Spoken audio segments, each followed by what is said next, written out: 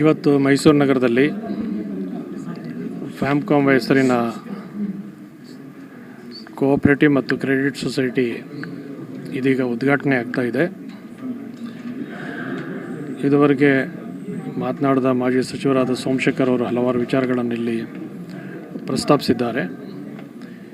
ಈ ಒಂದು ಫ್ಯಾಮ್ಕೋ ಸ್ಥಾಪನೆಗೆ ಕೇರಳದ ಧನಲಕ್ಷ್ಮಿ ಗ್ರೂಪ್ ಕಂಪನಿಯ ಮುಖ್ಯಸ್ಥರಾದ ಡಾಕ್ಟರ್ ವಿಪಿನ್ ದಾಸ್ ಅವರು ಪ್ರೇರಣಾ ಶಕ್ತಿಯಾಗಿ ಇಲ್ಲೆಲ್ಲರನ್ನು ಕೂಡ ಸಂಘಟನೆ ಮಾಡಿ ಈ ಒಂದು ಫ್ಯಾಮ್ಕೋವನ್ನು ಉದ್ಘಾಟನೆ ಮಾಡ್ತಾ ಇದ್ದಾರೆ. ನಮ್ಮಲ್ಲಿ ಬ್ಯಾಂಕುಗಳು, ಸಹಕಾರಿ ಕ್ಷೇತ್ರದಲ್ಲಿರುವಂತಹ ಬ್ಯಾಂಕ್ಗಳು ವಿವಿಧ ರೀತಿಗಳಲ್ಲಿ ಸೇವೆಯನ್ನು ಸಲ್ಲಿಸ್ತಾ ಇರತಕ್ಕಂತಹದ್ದು ನಮಗೆಲ್ಲ ವೇದ್ಯವಾಗಿರುವಂತಹದ್ದು. ಇಷ್ಟೆಲ್ಲ ಬ್ಯಾಂಕಿನ ವ್ಯವಸ್ಥೆಗಳಿದ್ದಾಗ್ಯೂ ಕೂಡ ನಮ್ಮ ಗ್ರಾಮಾಂತರ ಪ್ರದೇಶ ಇರ್ಬೋದು ಅಥವಾ ನಗರಗಳಲ್ಲಿರುವಂತಹ ಕೂಲಿ ಕಾರ್ಮಿಕರು ಇಂಥವ್ರು ಇರ್ಬೋದು, ಅವರುಗಳಿಗೆ ಸುಲಭವಾದ ದರದಲ್ಲಿ ಸುಲಭವಾಗಿ ಸಾಲಗಳು ದೊರೆಯುವಂತಹದ್ದು ಇನ್ನೂ ಮರೀಚಿಕೆಯಾಗಿ ಇರತಕ್ಕಂತಹದ್ದನ್ನು ನಾವು ಗಮನಿಸ್ತೇವೆ. ಅಂಥ ದಿನಮಾನದಲ್ಲಿ ಇವರು ಅಂತಹ ಸಾಲದ ಹೊರೆಯಿಂದ ಭಯಭೀತರಾಗುವಂತಹ ಸಾಮಾನ್ಯ ವರ್ಗದವರೆಗೂ ಕೂಡ ಅನುಕೂಲವಾಗುವಂಥ ರೀತಿಯಲ್ಲಿ ಸಾಲದ ಸೌಲಭ್ಯವನ್ನು ಒದಗಿಸುವಂಥ ಸಂಕಲ್ಪವನ್ನು ಮಾಡಿ ಈ ಒಂದು ಫ್ಯಾಮ್ಕೋವನ್ನು ಪ್ರಾರಂಭ ಮಾಡ್ತಾ ಇದ್ದಾರೆ. ಬೇರೆಯ ಬ್ಯಾಂಕ್ಗಳಲ್ಲಿ ಚಿನ್ನವನ್ನು ಅಡವಿಟ್ಕೊಂಡು ಸಾಲ ಕೊಡುವಂತಹ ವ್ಯವಸ್ಥೆ ಇದೆ. ಆದರೆ ಇದರಲ್ಲಿ ಚಿನ್ನದ ಖರೀದಿಗೂ ಕೂಡ ವಿಶೇಷವಾದ ರಿಯಾಯಿತಿ ದರದಲ್ಲಿ ಸಾಲವನ್ನು ಕೊಡುವಂತಹ ವ್ಯವಸ್ಥೆ ಕೂಡ ಇದೆ ಅಂತ ಅನ್ನೋದನ್ನು ತಿಳಿಸಿದ್ದಾರೆ. ಮತ್ತು ಸಾಮಾನ್ಯರಿಗೂ ಎಟುಕೋ ರೀತಿಯಲ್ಲಿ ಬಡ್ಡಿ ದರವನ್ನು ನಿಗದಿಗೊಳಿಸಿ ಅವರ ಒಂದು ಜೀವನವನ್ನು ಮುನ್ನಡೆಸಲಿಕ್ಕೆ ಅನುಕೂಲವಾಗೋ ರೀತಿಯಲ್ಲಿ ಸಾಲವನ್ನು ಒದಗಿಸಬೇಕು ಅಂತಕ್ಕಂತಹದ್ದು ಬ್ಯಾಂಕಿನ ಉದ್ದೇಶವಾಗಿದೆ. ಹಿಂದುಳಿದ ವರ್ಗದವರು, ದಲಿತರು, ಅಂತಹ ಸಮಾಜದವರಿಗೆ ಹೆಚ್ಚಿನ ರೀತಿ ಪ್ರೋತ್ಸಾಹ ಕೊಡಬೇಕು ಅಂತನ್ನುವ ಆಶಯವನ್ನು ಕೂಡ ಹೊಂದಿದ್ದಾರೆ. ಮೈಸೂರಿನಲ್ಲಿ ವೆಂಕಟೇಶ್ ಅವರು, ಅವ್ರ ಸ್ನೇಹಿತರು, ಇತರೆಲ್ಲ ಸೇರಿ ಇದಕ್ಕೆ ಕೈ ಜೋಡಿಸಿ ಈ ಒಂದು ಫ್ಯಾಮ್ಕೋ ಉದ್ಘಾಟನೆಗೆ ಅವಕಾಶವನ್ನು ಕಲ್ಪಿಸಿರ್ತಕ್ಕಂತಹದ್ದು ಸಂತೋಷ ಸಂಗತಿ.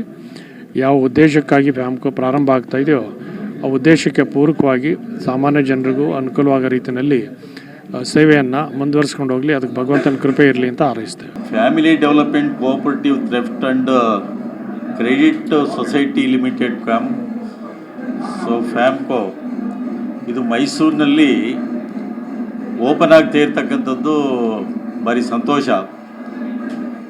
ಇದು ಇಂಡಿಯಾದಲ್ಲೇ ಫಸ್ಟ್ ಬ್ರ್ಯಾಂಚ್ ಮೈಸೂರಿನಲ್ಲಿ. ಇದು ಫ್ಯಾಮಿಲಿ ಮೆಂಬರ್ಸ್ಗೆ ಅವರು ಕ್ರೆಡಿಟ್ ಮಾಡೋದಕ್ಕೆ ಮತ್ತು ಲೋನ್ ತೊಗೊಳ್ಳೋದಕ್ಕೆ ಎಲ್ಲ ರೀತಿಯಲ್ಲೂ ಕೂಡ ಅನುಕೂಲ ಆಗ್ತದೆ ಅಂತ ಅನ್ನೋ ದೃಷ್ಟಿಯಿಂದ ಈ ಒಂದು ಬ್ರ್ಯಾಂಚನ್ನ ಮೈಸೂರಿನಲ್ಲಿ ಪ್ರಾರಂಭ ಮಾಡ್ತಾ ಇದ್ದಾರೆ.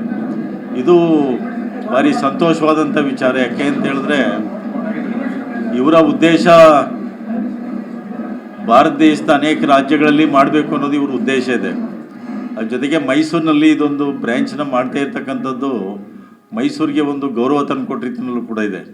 ಇವತ್ತು ಈ ಒಂದು ಉದ್ಘಾಟನೆಗೆ ನಮ್ಮ ಪೂಜ್ಯ ಸುತ್ತೂರು ಶ್ರೀಗಳು ಬಂದಿದ್ದಾರೆ, ನಮ್ಮ ಮಾಜಿ ಸಚಿವರಾದಂಥ ಬಿ ಸೋಮಶೇಖರ್ ಅವರು ಬಂದಿದ್ದಾರೆ, ಗೋವಾ DCM ಅವರು ಕೂಡ ಬಂದಿದ್ದಾರೆ, ನಮ್ಮ ಮೇಯರ್ ಬಂದಿದ್ದಾರೆ, ನಾವೆಲ್ಲ ಬಂದಿದ್ವಿ. ಈಗ ಒಳ್ಳೆಯದಾಗಲಿ ಅಂತ ನಾವು ಅವ್ರಿಗೆ ಶುಭಾಶಯ ಕೋರ್ತಾ ಇದ್ದೀವಿ. डेवलपमेंट कोऑपरेटिव बैंक के उद्घाटन के इस अवसर पे यहाँ के हमारे जो मिनिस्टर पहले के हैं वो भी है, मेयर पहले के हैं, गुरुजी महाराज भी है, और पूरे डायरेक्टर लोग, चेयरमैन से लेके सब सभासद हैं.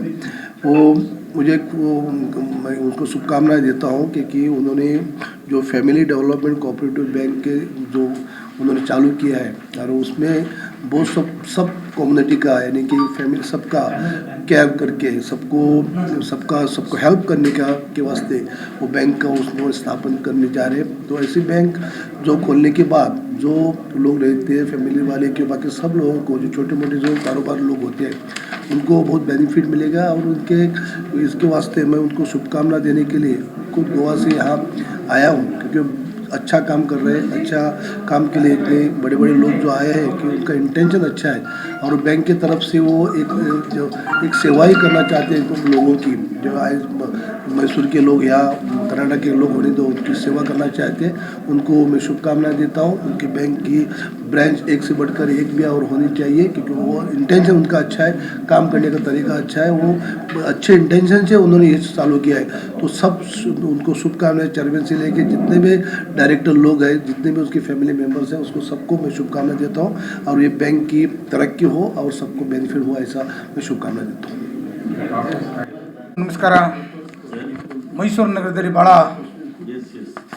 ಒಂದು ವ್ಯವಸ್ಥಿತವಾಗಿ ಭಾರತ ದೇಶದಲ್ಲೇ ಪ್ರಪ್ರಥಮವಾಗಿ ಒಂದು ಬ್ರಾಂಚನ್ನು ತೆಗಿತಿರ್ತಕ್ಕಂಥ family development cooperative credit society limited ಈ ಹೆಸರಲ್ಲಿ ಮಾಡ್ತಿರ್ತಕ್ಕಂಥದ್ದು ಭಾಳ ಅರ್ಥಪೂರ್ಣವಾಗಿದೆ ಅಂತಕ್ಕಂಥದ್ದು ನನ್ನ ವೈಯಕ್ತಿಕವಾದ ಅಭಿಪ್ರಾಯ. ಮತ್ತು ಅವರ ಉದ್ದೇಶ ಭಾಳ ಅರ್ಥಗರ್ಭಿತವಾಗಿದೆ. ಇವತ್ತಿನ ಪರಿಸ್ಥಿತಿಯಲ್ಲಿ ರೈತರು ಏನು ಒಂದು ಸಂಕಷ್ಟದಲ್ಲಿದ್ದಾರೆ, ಪ್ರಾಣಹತ್ಯೆಯನ್ನು ಮಾಡ್ಕೊತಿದ್ದಾರೆ, ಭಾಳಷ್ಟು ಬಡವರು ಇವತ್ತು ನೋವಲ್ಲಿದ್ದಾರೆ. ಅವರೆಲ್ಲರಿಗೂ ಕೂಡ ನಾವು ಪೂರಕವಾಗಿ ಈ ಬ್ಯಾಂಕನ್ನು ತೆರೆದಿದ್ದೀವಿ ಅಂತಕ್ಕಂಥದ್ದು ಸಂಸ್ಥೆ ಈಗಾಗಲೇ ಅದೊಂದು ಮುಂಚೂಣಿಯಲ್ಲಿ ಅವರು ಈಗಾಗಲೇ ಎಲ್ಲ ಕಡೆ ಪ್ರಚಾರನೂ ಕೂಡ ಮಾಡಿದ್ದಾರೆ. ಮತ್ತು ಅವರ ಯೋಜನೆ ಮತ್ತು ಯೋಚನೆ ಭಾಳ ಅರ್ಥಪೂರ್ಣವಾಗಿದೆ. ಇದು ಇಲ್ಲಿ ಸಕ್ಸಸ್ ಆಗಬೇಕು. ಯಾಕೆಂದರೆ ಇಂಥ ಒಂದು ಹಣಕಾಸಿನ ವ್ಯವಸ್ಥೆ ಈಗಾಗಲೇ ಭಾಳಷ್ಟು ಸಂಸ್ಥೆಗಳು ಮೋಸ ಮಾಡ್ತಕ್ಕಂಥದ್ದು ನೋಡಿದ್ದೀವಿ, ಮತ್ತು ಅದು ಬೇರೆ ಬೇರೆ ಆಯಾಮಗಳಲ್ಲಿ ಕೆಲಸ ಮಾಡಿರ್ತಕ್ಕಂಥ ನೋಡಿದ್ದೀವಿ. ಆದರೆ ಈ ಸಂಸ್ಥೆ ಭಾಳ ದೂರದೃಷ್ಟಿಯಲ್ಲಿ ಫ್ಯಾಮಿಲಿ ಡೆವಲಪ್ಮೆಂಟು ಅಂತಕ್ಕಂಥ ಎಲ್ಲರನ್ನೂ ಕೂಡ ಒಂದು ರೀತಿ ಕುಟುಂಬದ ಒಳಗೊಂಡಂತೆ ಈ ಸಂಸ್ಥೆ ಇವತ್ತು ಮೈಸೂರು ನಗರದಲ್ಲಿ ಆಗ್ತಾ ಇರ್ತಕ್ಕಂಥದ್ದು.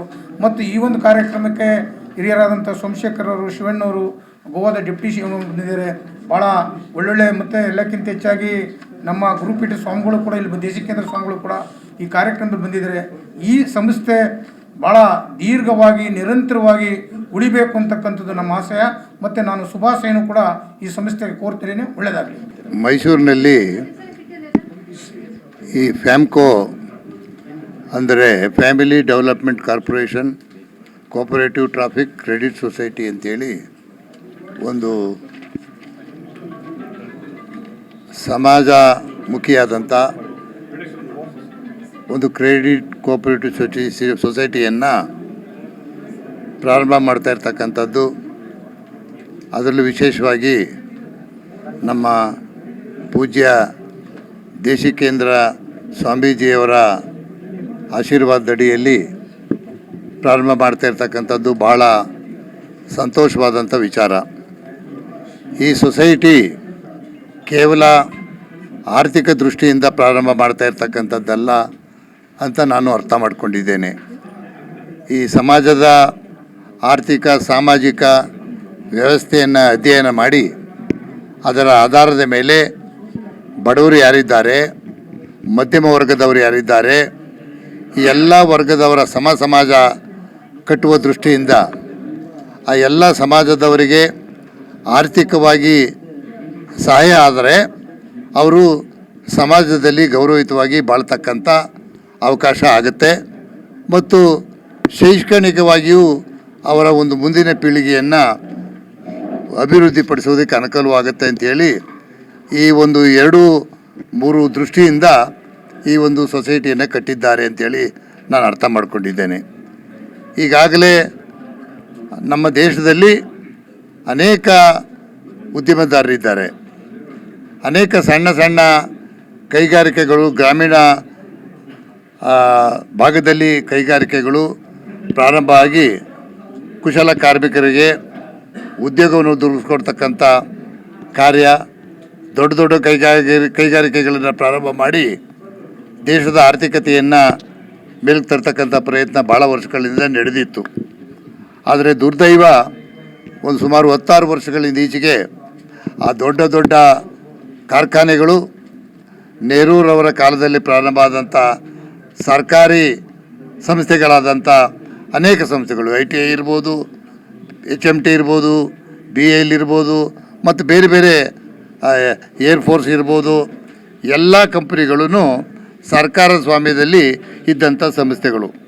ಆದರೆ ಇತ್ತೀಚಿನ ವರ್ಷಗಳಲ್ಲಿ ಆ ಎಲ್ಲ ಸರ್ಕಾರಿ ಸ್ವಾಮ್ಯದ ಸಂಸ್ಥೆಗಳನ್ನು ಖಾಸಗೀಕರಣ ಆಗ್ತಕ್ಕಂಥ ಪ್ರಯತ್ನ ಆಗ್ತಾ ಇರ್ತಕ್ಕಂಥದ್ದು ಭಾಳ ದುರದೃಷ್ಟಕರ.